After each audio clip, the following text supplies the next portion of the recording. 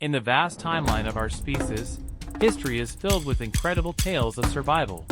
Shipwrecked sailors drifting across open seas, explorers stranded in frozen wastelands, and castaways enduring weeks without food.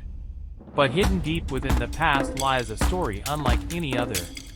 A story not of a single person, or even a group, but of every human alive today.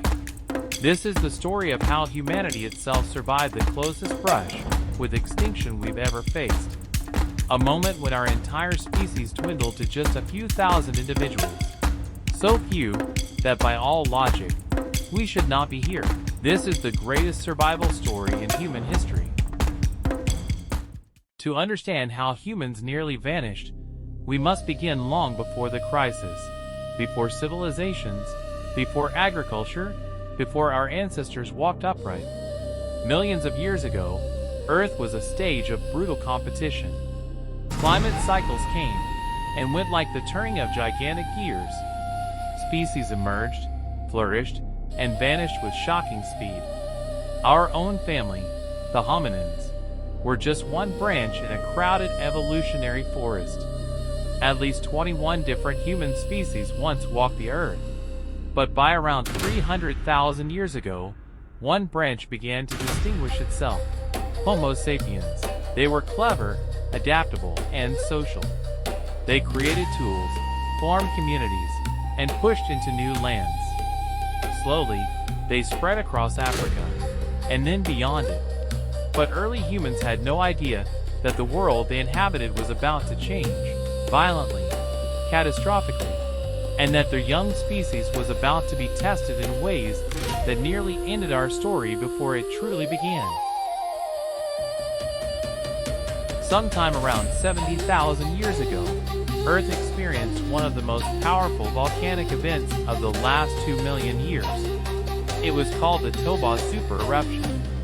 Located in what is now Indonesia, the Toba volcano unleashed a blast so enormous that it dwarfed anything seen in modern times. The eruption ejected over 2,800 cubic kilometers of ash and gas into the atmosphere, thousands of times more than Mount St. Helens.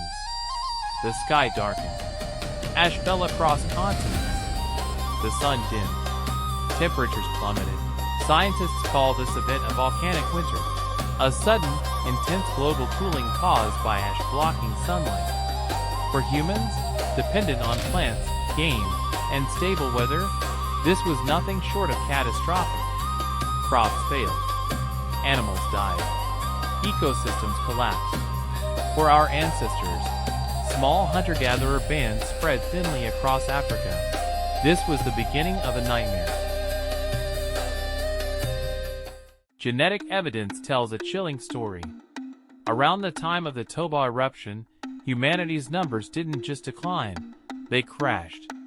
The global human population fell to somewhere between 1,000 and 10,000 total individuals. Not just a tribe or a region, the entire species.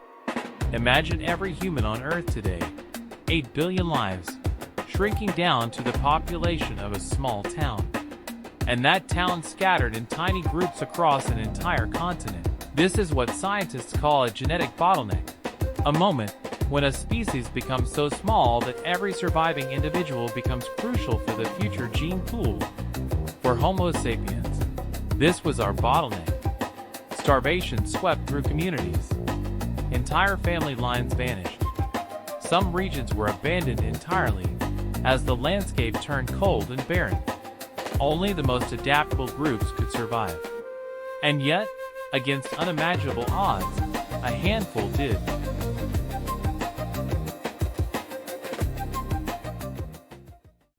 What allowed us to endure when nearly everything else was stacked against us?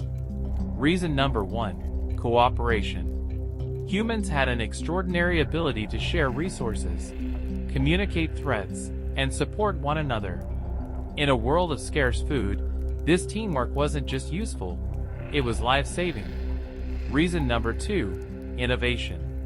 Archaeological evidence suggests that around this period, humans were developing new tools, better clothing, and more efficient hunting methods. Even in times of extreme hardship, innovation didn't stop, it accelerated. Reason number 3, migration. Some human groups moved to more stable environments. The coasts of Africa, for example, still had marine resources, shellfish, seaweed, fish, allowing certain communities to survive the worst of the volcanic winter. Reason number 4, adaptability. Unlike many species that perished, humans could shift diets, change habitats, and learn rapidly. Our brains, although the same size as today's, became our secret weapon. Slowly, the volcanic ash cleared. Sunlight returned.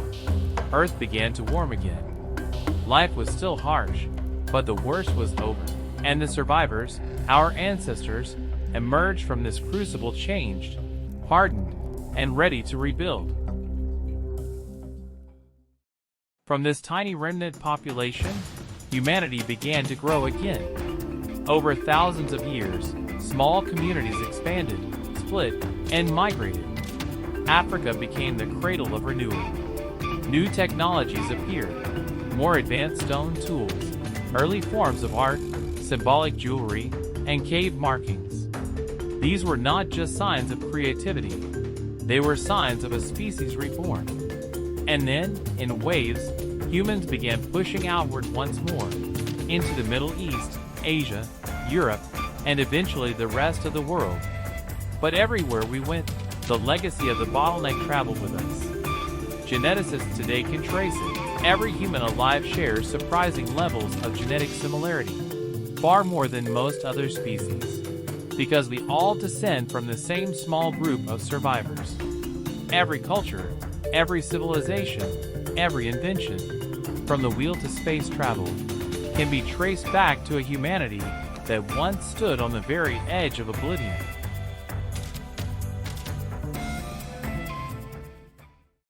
The Toba bottleneck didn't just shape our DNA. It shaped our behavior, our psychology, and perhaps even our destiny.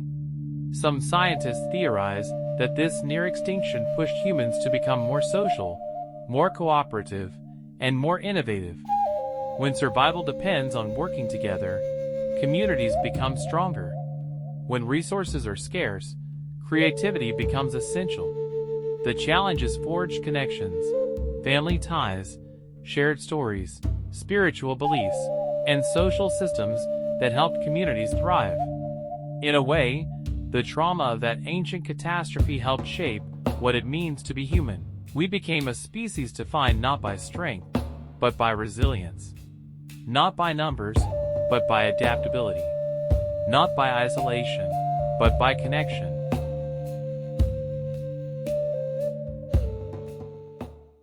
Why revisit a disaster that happened 70,000 years ago? Because this story, our story, is a reminder of something profound. Humanity was never guaranteed.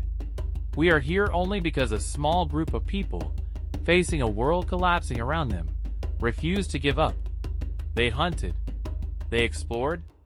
They protected their families. They innovated. They adapted. And ultimately, they survived. Every human alive today is descended from those survivors, from their strength, their courage, and their will to endure. In the grand story of Earth, species have risen and fallen like waves. But humans, we held on, by our fingernails, through one of the worst catastrophes in the planet's history. That alone makes our existence extraordinary.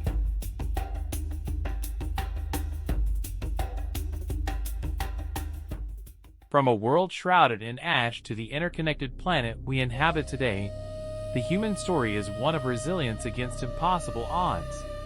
This wasn't just a survival story. It was the moment the future of our species hung in the balance, and somehow, against all expectations, pulled through. This was the greatest survival story in human history. If you enjoyed this documentary, don't forget to like, subscribe, and share, and join us next time as we uncover more untold stories from the past.